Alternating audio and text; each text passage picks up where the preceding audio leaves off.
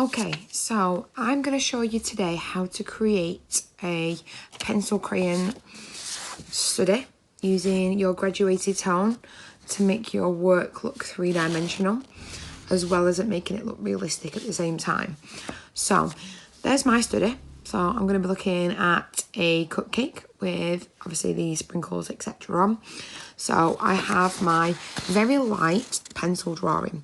So from here, I'm going to be using a range of different pencil crayons. So just like so, normal pencil crayons, get them from Asda, Wilko's, etc. So they're the ones I'm going to be using, nothing special. So the first thing I'm going to start with is my very light tones. So if I was to look at my study, my very lightest tones are going to be kind of like your yellows and your oranges, your kind of like cupcake tones. So that's what I'm going to start with. So with my pencil crayons, I'm going to start with my lightest tones. And the way I'm going to do it is I'm going to overlay. So out of my lightest tones, this one is going to be the one that I'm going to be working with first. So my lightest tone, I'm going to refer to my picture, and all I'm going to do is put very, very, very light tones, like so.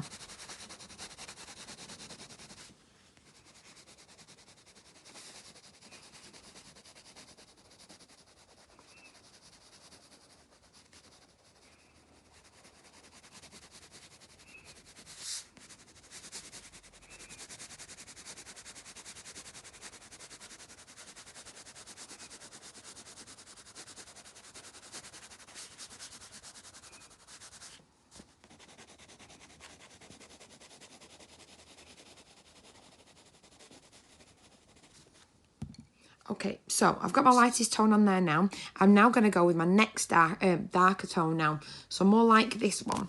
So as you can see, where your icing and your shadows are from the cupcake paper, I'm going to be trying to pick out them now. So with my lightest tone on there, I'm going to be pressing just that little bit darker to get that darker tone in there. So again, subtle and softly. So we're going to be bringing the shadows out until you kind of get that graduated fade. So we're not looking for a stripe now, we're looking for the graduated tone. So softly blending that back out. So we've got the darker section there, and we're bringing it out so it's matching softly into sort of like your lighter tone that you've just done, like so.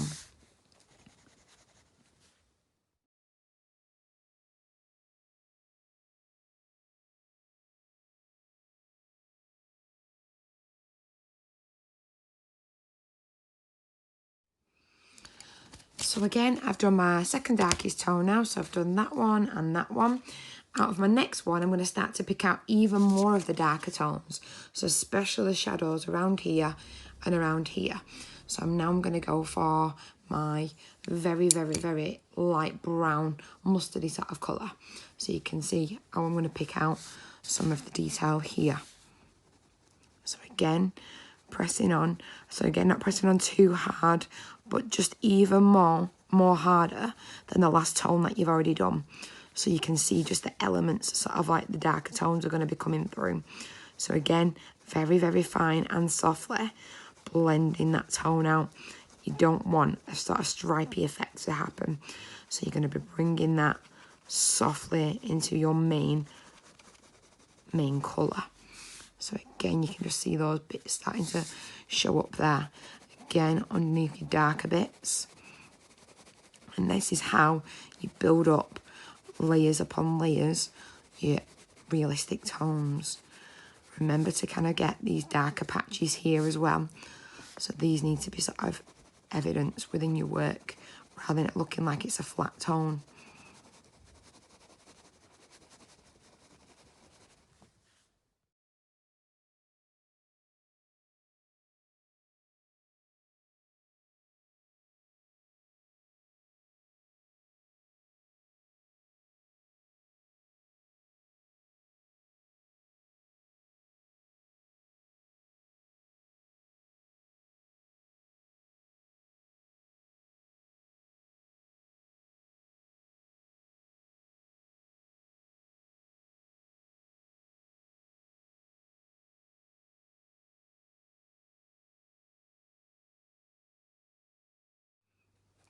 So now I'm onto my darker tones.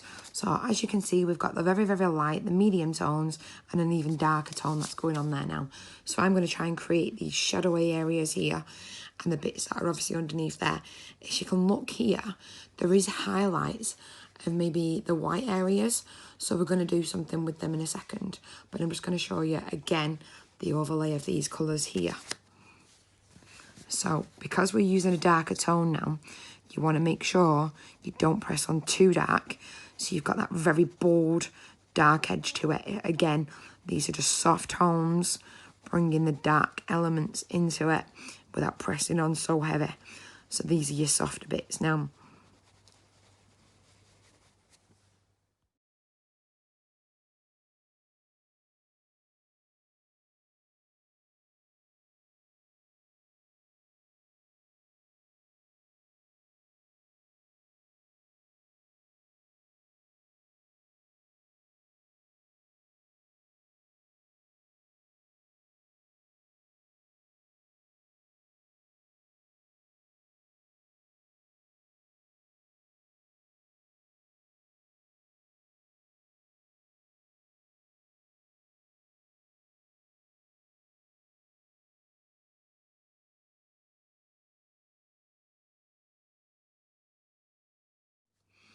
Okay, so your next step we're going to be doing is the icing section.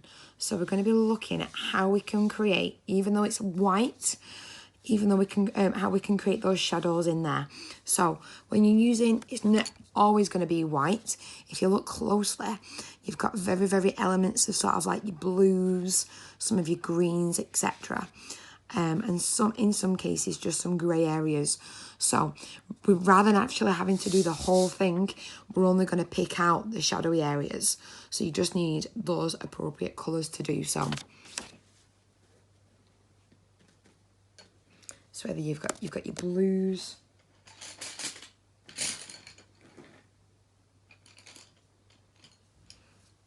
and your greens.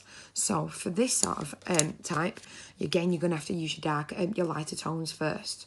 So your lighter tones being these two here. Okay, so we're going to start off with them. So looking at the icing balls, we're going to then, using the soft tones,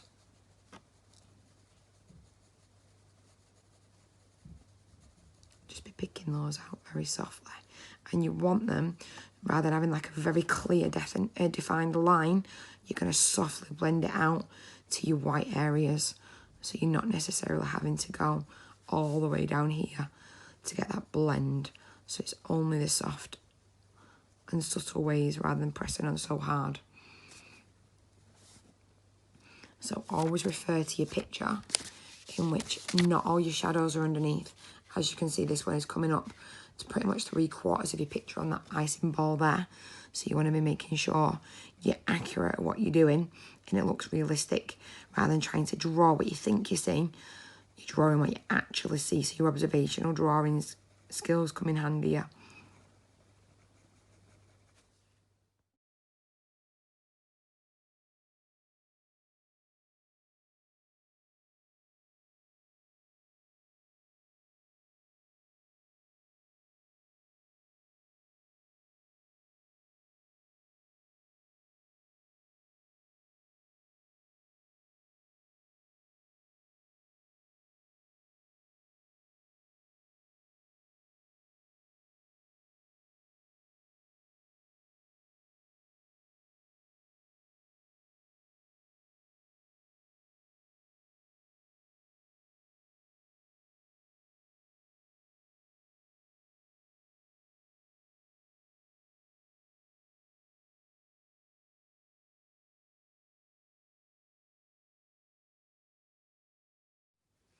So as you can see now, to make the icing look like it's three-dimensional, it does have a very soft shadow to make it look 3D. So that's the contour lines you're looking at. So the only way we need to do that is, again, you can use the side of the pencil to sort of pencil crane for this one, very softly create that double line. When we spoke about parallel lines, you're creating that parallel line to make it look like it's it's a thick layer.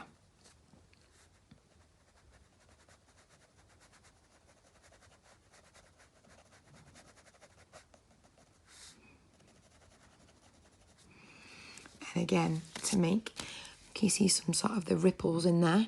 You're just going to be using your sort of your contouring lines to create those rippled effects also. So again, not all over, but in the right places.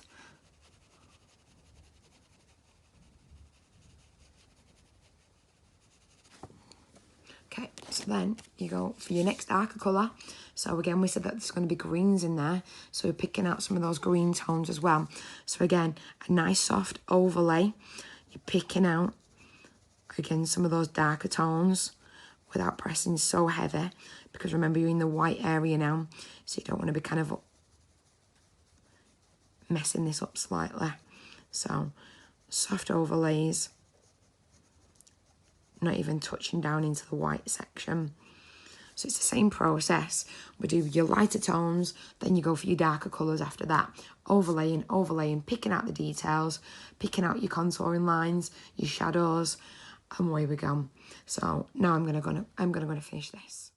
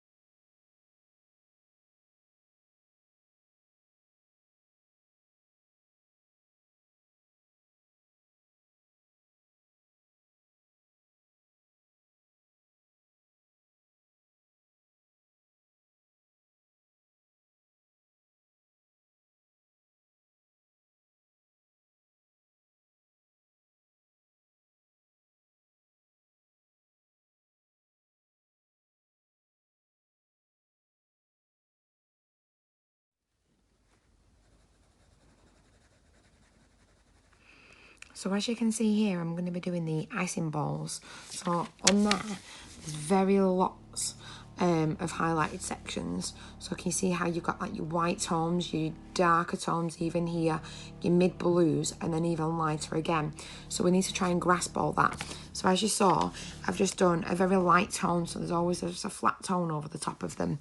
And then now I'm starting to pick out the shadows that lead on from the other one. So to make them look like they're stuck together rather than flat, you need to make sure that those contouring lines are on there. So again, we're going to build them up. So I'll just show you this one. And then we need your another darker tone for this shadow area here.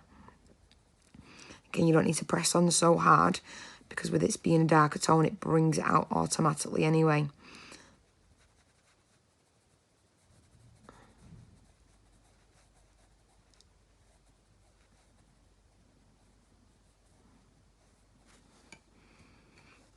And then if you go back to sort of like your mid-tones, you can bring that out again. So you're bringing those darker ones out and bringing it, making sure it's 3D. And then we're bringing it round into the lighter tones. So you're also leaving your highlighted section there, which is that white tone. So you can use a pencil crayon for this, or sometimes it is best off to leave that unfinished without any blue tones on it regardless. So then we'll pick out this again, bring it round.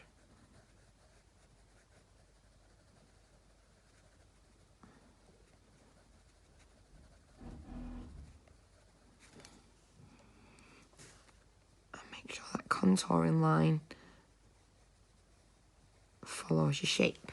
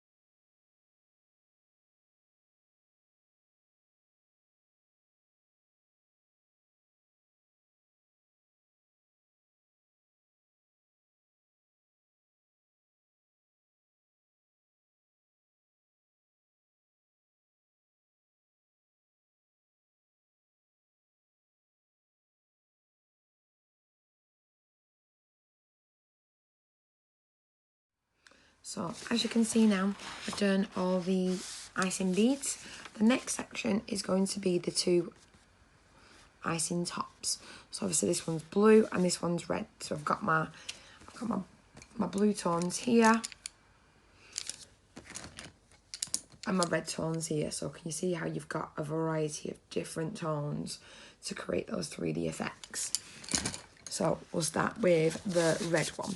So from here, you can see that these elements, again, are very, very light white, if not pink sections. And you need to make sure that you are doing, you are pencil crayoning with the green. So as you can see, it goes down into a curved shape. So rather than doing straight lines with my pencil crayon, I'll need to make sure that I create the curved effect.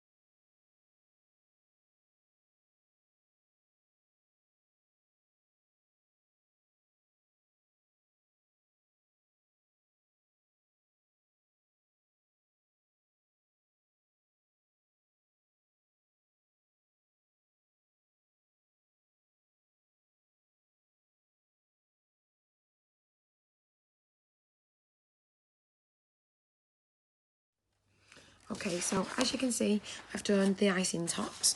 My next thing I need to do to finish it off now is my cupcake paper. So as you can see, it's yellow with red and blue dots. So we're going to go for that. So you can ignore the background, and then we're going to finish off just by doing a subtle shadow, just because otherwise it makes things look like everything's just sort of like stuck on the paper and floating. So to make it look more realistic, we're just going to add a soft shadow with grey. A very soft black pencil crayon for that as well.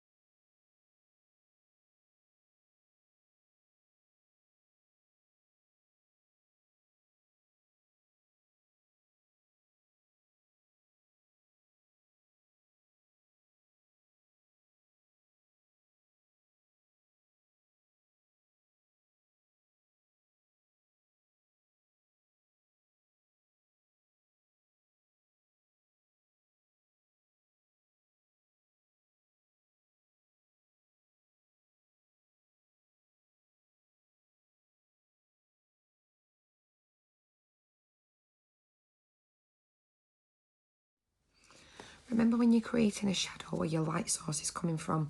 So obviously when the icing balls that are on here, a lot of the highlights are on this hand side.